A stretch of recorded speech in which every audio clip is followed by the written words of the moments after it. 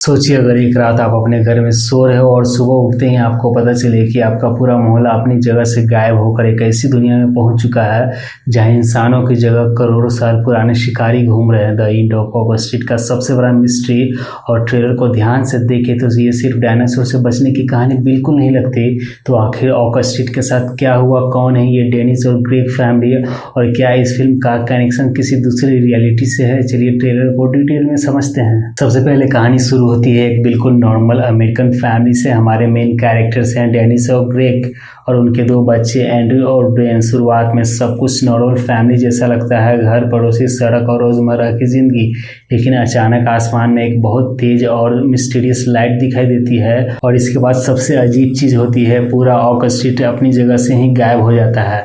Film the end of wall street में wall street उस residential street यानी इलाके का नाम है जहां प्लेट फैमिली रहती है। कहानी में इसी पूरी स्ट्रीट के मिस्टीरियस तरीके से गायब होकर डायनासोर वाली दुनिया में पहुंचने की वजह से इस फिल्म का title the end of wall street रखा गया है। इसलिए ट्रेलर में कैरेक्टर्स खुद समझने की कोशिश करते हैं कि आखिर क्या हुआ है, क्या ये यूफो है, कोई एलियन अटैक है या कोई नेचुरल डिजास्टर है। लेकिन असली जवाब इससे भी ज़्यादा क्रेजी है, क्योंकि जब फैमिली अपने आसपास देखती है तो उन्हें पता चलता है कि उनका पूरा नेबरहुड अब उस दुनिया में नहीं है जिसे वो जानते थे। उनकी सड़क अचानक एक विशाल जंगल और प्री हिस्टोरिक इन्वायरमेंट के बीच खत्म हो रही है और फिर ट्रेलर हमें दिखाता है डायनासोर्स। लेकिन यहाँ सबसे इंटरेस्टिंग बात यह है कि डायनासोर्स इस कहानी का मेन मिस्ट्री नहीं है। असल मिस्ट्री है वॉल स्ट्रीट वहाँ पहुँचा कैसे। ट्रेलर जिस कॉस्मिक इवेंट को दिखाता है उससे ऐसा लगता है कि यह सिर्फ किसी जगह पर टेलीप्रोम्पटेशन नहीं है, हो सकता है पूरा रियलिटी ही डिस्टर्ब हुई हो। यानी एक पॉसिबिलिटी ये है कि वॉल स्ट्रीट को किसी दूसरी टाइमलाइन या अल्टरनेट डायमेंशन में भेज दिया गया हो। और अगर ऐसा होता है तो ये सवाल होगा कि क्या उस दुनिया में डायनासोर अभी भी मौजूद है, क्या ये हमारा ही अर्थ है लेकिन मिलियंस ऑफ ईयर पहले, या फिर ये कोई ऐसी पैरेलल अर्थ है जहाँ एवोल्यूशन हमारी दुनिया से बिल्कुल अलग तरीके से हुई। फिल्म जानबूझकर इसका आंसर ट्रेलर में नहीं देती और यही इसका सबसे बड़ा मिस्ट्री बॉक्स एलिमेंट है। अब बात करते हैं डेनिस और ग्रेग की। डेनिस सिर्फ यहाँ एक मदर कैरेक्टर नहीं है, ट्रेलर में वो बार बार अपने बच्चे को प्रोटेक्ट करने और फैमिली के साथ रहने की कोशिश करती दिखाई देती है। वही ग्रेग का कैरेक्टर सर्वाइवल सिचुएशन में ज़्यादा प्रैक्टिकल और एक्शन ओरिएंटेड दिखाई देता है।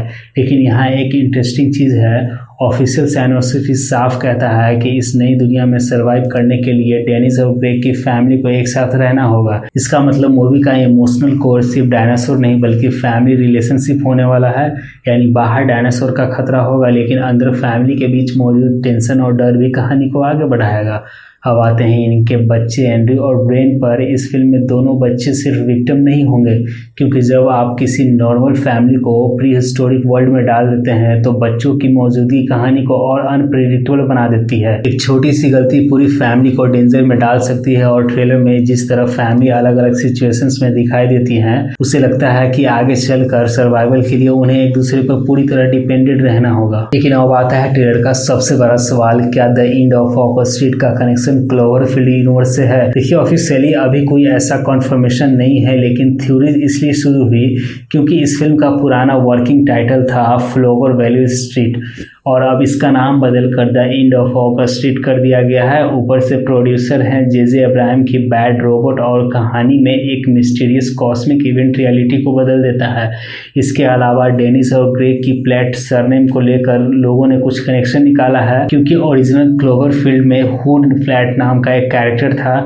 इसी वजह से कुछ लोगों को लगता है कि शायद ये किसी अल्टरनेट रियलिटी में सेट क्लोवरफील्ड स्टोरी हो सकती है। लेकिन अभी इसे सिर्फ फैन थ्योरी ही मानना चाहिए और ऑनेस्टली मुझे लगता है कि फिल्म का सबसे बड़ा ट्विस्ट यही हो सकता है कि ट्रेलर हमें डायनासोर दिखाकर असली मिस्ट्री से डिस्टर्ब कर रहा हो। क्योंकि अगर फिल्म का असली सवाल सिर्फ ये होता कि डायनासोर से कैसे बचना है तो कहानी काफ़ी सिंपल होती। लेकिन यहाँ सवाल है उसकी पूरी स्ट्रीट वहाँ पहुँची कैसे, किसने पहुँचाई, क्यों पहुँचाई और क्या वापस जाने का कोई रास्ता है। और सबसे इम्पोर्टेंट, क्या वॉल स्ट्रीट अकेली चीज़ है जो इस रियलिटी में आई है? यही क्वेश्चन फिल्म को एक सिंपल डायनासोर मूवी से एक बड़े साइंस फिक्शन हिस्ट्री में बदल देता है। डायरेक्टर डेविड रॉबर्ट मिचेल जो इट्स फॉलो के लिए जाने जाते हैं। इस बार family drama, mystery, science fiction और सर्वाइवल के साथ लेकर आ रहे हैं और ट्रेलर की प्रेजेंटेशन भी इसी वजह से इंटरेस्टिंग लगती है। पहले नॉर्मल सबर्बन लाइफ, फिर अचानक कॉस्मिक डिस्टर्बेंस और उसके बाद फिर हिस्टोरिक नाइटमेयर। तो मेरे हिसाब से the end of our street सिर्फ एक डायनासोर वाली मूवी समझना सबसे बड़ी गलती होगी, क्योंकि डायनासोर शायद सिर्फ सरफेस पर दिखाई देने वाला खतरा है, जबकि असली कहानी हो सकती है टाइम रियलिटी और उस मिस्टीरियस इवेंट की जिसने पूरी ऑक स्ट्रीट को उनकी दुनिया से निकाल कर किसी दूसरी दुनिया में पहुंचा दिया। द एंड ऑफ ऑक स्ट्रीट थिएटर्स और आईमैक्स में 14 अगस्त को रिलीज होने वाली है। अब देखना यह है कि ऑक स्ट्रीट आखिर किस दुनिया के एंड पर पहुंचती है और सबसे बड़ा सवाल, क्या डेनिस और ग्रेग की फैमिली वापस अपने घर लौट पाएगी। मिलते हैं अगली वीडियो में, बाकी लाइक, शेयर और सब्सक्राइब करते रहिएगा।